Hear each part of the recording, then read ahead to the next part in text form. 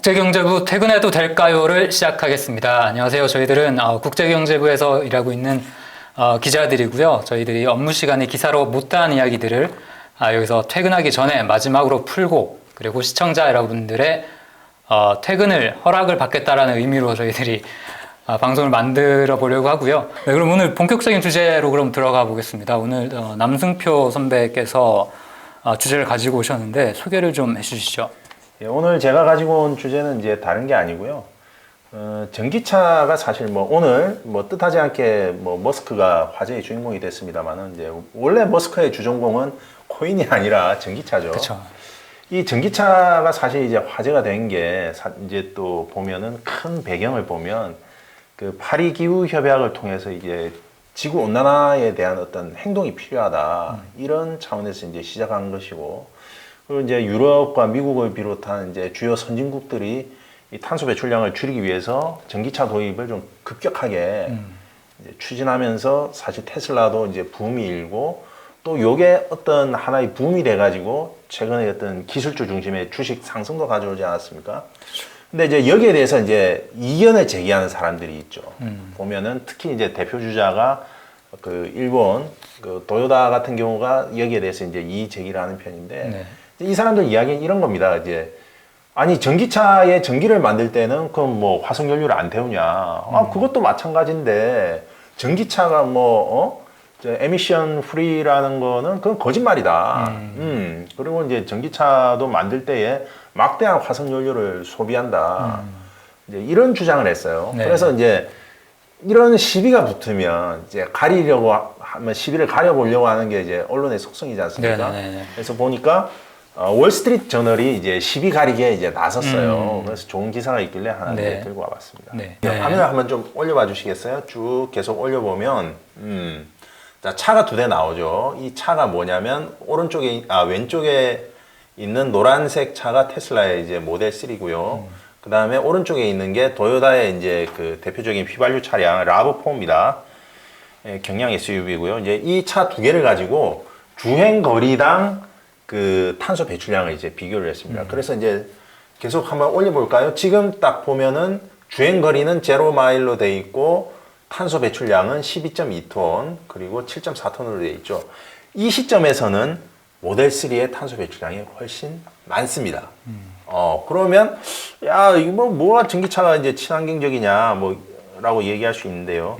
이게 모델 3가 이제 전기차니까, 전기차는 사실은 이제 중량을 가볍게 하는 게 중요하거든요. 여기에 이제 알루미늄을 생산한다든지, 그리고 이제 배터리에 들어가는 이제 각종 광물 생산, 이런 것들을 감안했을 때에 출고 시점, 공장 출고 시점에서는 그 테슬라의 모델 3가 이제 그 라브4보다 탄소 배출량이 65% 정도 더 많은 걸로 이렇게 나옵니다. 그러니까 초기 비용이 좀 많이 들어간다, 이런 뜻이네요. 그렇죠. 초기에는 결코 전기차가 카본 프리라고 얘기하기는 좀 어려운 면이 있다는 건데요. 하지만 상황이 달라집니다. 이제 주행거리를 좀 올려볼까요? 쭉쭉쭉 올리다 보면은, 계속해서 올려주세요. 쭉 올리다 보면 이제 주행거리가 여기서, 자, 멈춰볼까요? 5,000마일이 됐네요. 이제 5,000마일 부근에서부터 슬슬 이제 격차가 줄어들기 시작합니다. 테슬라의 모델 3 같은 경우는 이제 13톤으로 거의 차이가 없는데요. 이제 라브4는 거의 10톤 가까이 이제 늘어났죠. 이 시점이 되면은 라브4 같은 경우는 이제 엔진 오일도 한번 좀 쓱 갈아줘야 되잖아요. 그러면서 점점 이제 탄소 배출량이 늘어납니다. 자, 그럼 한번 더 올려볼까요? 더 쭉 지나가다 보면 이제 여기서 한번 서볼까요? 2만 마일 부근에서 보면 이제 역전이 되죠. 그렇네요. 여기서 보면은 이제 테슬라는 사실 출고 단계보다 크게 이제 탄소 배출량에서 큰 차이를 안 보이고 있는데, 라브4 같은 경우는 이제 출고 시점에서 7톤 내외였는데 지금 15톤으로 늘어났거든요. 이제 2배가량 늘어났다는 거예요. 자, 그럼 이게 왜 이렇게 된 거냐? 그 1마일당 탄소 배출량이요. 모델 3 같은 경우는 라브4의 34% 수준밖에 되지 않는다고 해요. 그럼 주행거리가 늘어나면 늘어날수록 탄소 배출량에서 차이를 보이겠죠. 그러면 주행거리를 한번 더 늘려볼까요? 쭉 올려보시면은 3만 마일 부근에 와서는 이제 확연하게 라브4의 탄소 배출량이 더 늘어난 걸 볼 수 있죠. 모델 3 같은 경우는 17톤, 라브4 같은 경우 26톤, 21.6톤으로 되어 있고요. 여기서 이제 계속해서 쭉 올려보시죠. 쭉 한 올라서 10만까지 가볼까요? 그렇죠. 한 10만 마일 정도는 돼야죠. 10만 마일 정도 딱 오면은 라브4의 탄소 배출량이 여기서부터는 테슬라의 모델 3보다 77%가 더 많은 게 됩니다. 즉 공장 출고 단계에서는 사실 이제 모델 3가 라브4보다 한 65%, 60% 이상 이제 탄소 소모량이 더 많았는데 이제 10만 마일 부근에 오면 완전히 관계가 역전이 되는 거죠. 여기서 이제 더 가서 한 20만 마일까지 한번 가볼까요? 20만 마일까지 가게 되면 이 시점에서는 뭐 격차가 확실히 이제 2배 이상으로 늘어나게 되는 거죠. 10만 마일이라고 하면 이제 1마일이 1.6km니까 우리나라 분들한테 좀 더 익숙하게 설명을 드리자면 10만 마일이면 이제 16만 킬로가 되겠네요. 그렇죠. 예. 20만이면 32만 킬로. 예. 요 정도면 이제 사실 이제 차를 폐차하는 주기가 갈 되기 때까지 다 때문에, 간 예. 상황. 네. 이제 생애 주기를 따져봤을 때 그럼 어떠냐 했을 때는 확실히 전기차가 친환경적이다라는 결론을 월스트리트 저널이 내리고 있습니다. 근데 이제 재밌는 게 왜 여기서 이제 좀 또 생각해 볼 게 뭐냐면 왜 사실 내연기관차 많잖아요. 네네. 근데 왜 토요타를 선택했을까요? 그것까지. 이게 왜 그러냐면 가장 전기차 보급에 적대적인 진영이 토요타라서 그렇습니다. 사실 왜 토요타가 이렇게 할 수밖에 없는 이유가 있어요. 토요타 같은 경우는 여러분들 잘 아시는 프리우스 있지 않습니까? 네네. 하이브리드 차. 네네네. 사실 그걸 통해서 토요타는 이제 친환경 차라는 그 카테고리를 선점을 하려고 했었어요. 거기에 대해서 막대한 투자를 했고. 네네네. 근데 더 강력한 애가 나타난 거예요. 그러면은 토요타가 완전 전기차로 가게 되면 무슨 문제가 있겠어요? 하이브리드에 대해서 연구 개발하고 투자하는 게 다 날아가는 거예요. 그런 또 속사정이 있네요. 그렇죠. 그래서 가장 전기차에 대해서 좀 공격적인 태도를 취하는 진영이 토요타이기 때문에 그거를 좀 월저널이 기사에 그런 내용은 없습니다만 네네네. 월저널이 좀 그런 거를 염두에 두고 여기에서 비교 차량을 토요타 모델을 선택하지 않았나 뭐 그런 생각이 듭니다. 사실 미국에서 가장 흔하게 타고 다니는 차도 토요타거든요. 그래서 아주 대표성도 저는 좋다고 생각을 했는데 그런 또 속사정이 있었네요. 그러니까 이제 시장에 사실은 전기차가 과연 내연기관차를 대체할 수 있느냐에 대해서 이제 반신반의하는 흐름들이 있었는데 전기차가 이처럼 이제 탄소 배출량 감축이라는 목표 달성을 위해서는 가장 효율적이다 하는 부분을 이제 명확하게 보여줬다고 생각하고요. 다만 이제 한계도 분명히 있죠. 과연 전기차만으로는 또 달성할 수 없다는 부분들. 그리고 전기차 자체도 분명히 탄소 배출에 있어서 좀 부담을 주는 측면이 있다는 거는 그건 또 우리가 한편으로 또 좀 염두에 둬야 되는 부분이 아닌가. 즉 전기차 생산 자체에서의 어떤 탄소 배출량은 또 어떻게 줄여 나갈 것인가 하는 과제도 있다는 거겠죠. 저는 사실 그래서 한번 이 내용을 이제 다루신다고 얘기를 해서 한번 찾아봤거든요. 이제 처음에 봤는데 저는 그래서 리튬이온 배터리를 만들 때 이제 이렇게 탄소가 되게 많이 나온다고 해가지고 뭐로 만드는 거지? 라고 해서 한번 찾아봤어요. 그랬더니 리튬이랑 코발트로 만든다고 하더라고요. 근데 전 몰랐는데 코발트가 구리랑 니켈을 캘 때 나오는 부산물이래요. 그래서 이게 대부분 나오는 국가 혹시 알고 계신가요? 코발트를 어디서 중국? 채취하는지? 아닌가? 중국인지 저도 중국이지 않을까라고 생각이 돼요. 네. 콩고더라고요.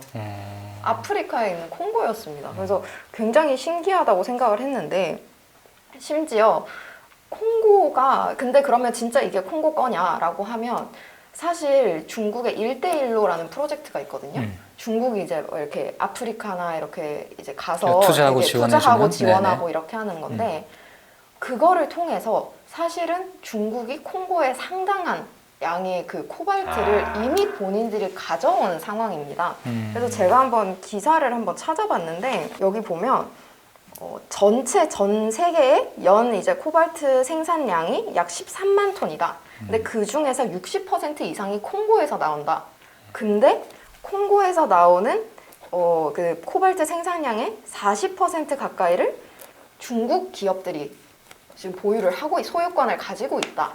그리고 또 의외로 리튬 같은 경우는 제일 많이 가지고 있는 국가가 볼리비아더라고요. 그래서 볼리비아, 아르헨티나, 그 다음에 칠레 이렇게 세 군데가 제일 리튬 보유량이 많더라고요. 그래서 얘네들을 리튬 트라이앵글이라고 부른대요. 남미권에서 가장 많은 곳이라서. 그래서 사실 볼리비아 하면은 뭔가 우유니 사막 여행 가서 막 사진 찍은 거 많이 보셨을 텐데 그 우유니 사막도 그 리튬이 엄청 많이 있는 그런 곳이라고 하더라고요. 그래서 사실 그래서 저는 이걸 사실 처음에 찾아봤던 게 그래서 탄소 이렇게 많이 배출을 이제 줄이게 되는데 그러면 근데 뭐 테슬라가 모든 원자재를 미국에서 가져오는 거는 아닐 거 아니에요. 그렇죠. 근데 초반에 저렇게 많은 배출이 나오고 나머지는 뭐 아끼게 된다 손 쳐도 그럼 초반에 그거를 감당하는 국가는 어디인 건데? 라고 싶어서 찾아봤더니 이제 뭐 볼리비아, 아르헨티나, 칠레 이런 곳이 보통 리튬에서는 그렇게 될 것 같고 이렇게 코발트 쪽에서는 콩고 쪽이 이렇게 될 것 같고 정작 근데 돈은 중국이 코발트 쪽을 통해서 벌 것 같고 요런 게 아닌가 하고 한번 찾아봤습니다. 이게 이제 상당히 확장되는 논의가 되는데 이제 전기차가 결국은 이제 우리가 탄소 배출량에서 봤듯이 전기차가 하나의 큰 흐름이고 거스를 수 없는 어떤 흐름이라고 한다면 근데 이 흐름이 가져올 변화가 단순한 어떤 기후 변화의 문제에만 그치지 않고 굉장히 복잡한 지리 정치학적인 문제를 가져올 수 있다는 얘기를 지금 이제 윤 기자가 해주신 거거든요. 그렇죠. 왜냐하면은 이제 콩고라든지 이런 이제 아프리카 쪽의 나라들이 핵심 자원, 이 코발트와 리튬이 없으면 전기차는 지금 코발트와 리튬이 없는 전기 배터리는 아직까지 생산이 되지 못했으니까. 이제 그러면 전기차 생산 대수가 많아지면 많아질수록 이들 나라에 대한 자원 의존도는 심해질 것이고. 그러면 지금 과연 중국이 코발트라는 특정 자원을 60% 이상 과점하고 있는 상황을 미국은 그러면 방관할 것인가? 이후에 이제 또 여기서 이 자원 확보를 둘러싼 좀 복잡한 국제 관계가 벌어지지 않을까 하는 그래서 것까지. 제가 이제 뽑아왔던 기사가 글렌코어라는 회사의 이제 그 사장이 나와서 한 얘기거든요. 그 FT에서 연 미래의 차 서밋이라는 걸 했대요. 그래서 거기에서 이제 이런 식으로 얘기를 했더라고요. 그래서 미국과 유럽은 결국 뒤처질 수밖에 없다. 코발트 공급을 제대로 이제 챙기지 않으면 이제 뒤처질 수밖에 없으니 조심해야 된다. 이런 경고성 메시지를 내놨는데 네, 한번 이런 거랑 같이 생각해 보면 좋을 것 같습니다. 그러니까 참 재밌어요. 그러니까 지금 전기차라는 하나의 이노베이션, 혁신을 처음으로 내놓은 거는 이제 미국인데, 그쵸. 미국의 가장 큰 우방국이었던 일본의 또 핵심 자동차 기업인 도요타는 여기에 대해서 이제 다른 노선을 채택하고 있고, 근데 이제 미국 주도의 자동차, 전기차 혁신이 가속하면 가속할수록 수혜는 오히려 중국이 볼 수도 중국에게도 있는. 미국과의 적대 관계에 있는 중국이 이제 볼 가능성이 굉장히 커지고, 그리고 또 자원은 또 이렇게 남미라든지 이른바 이제 제3세계로 분류되는 이제 아프리카 이런 지역들에 또 편향되어 있기 때문에 이런 나라들과의 관계 속에서 이제 누가 가장 이 결국은 혁신의 성과를 가져갈 것인가 하는 것은 굉장히 좀 예측하기가 현재로서는 좀 쉽지 않은 것 같다. 네, 오늘 전기차 관련해서 얘기를 좀 나눠봤는데요. 뭐 이 정도만 얘기를 하면 되겠죠? 이제 퇴근 시간이 다 됐다고. 네. 네, 시청자 여러분들께서도 저희들의 퇴근을 허락해 주신 걸로 저희들은 믿고 여기서 저희 마치도록 하겠습니다. 네, 그럼 퇴근하겠습니다. 퇴근하겠습니다.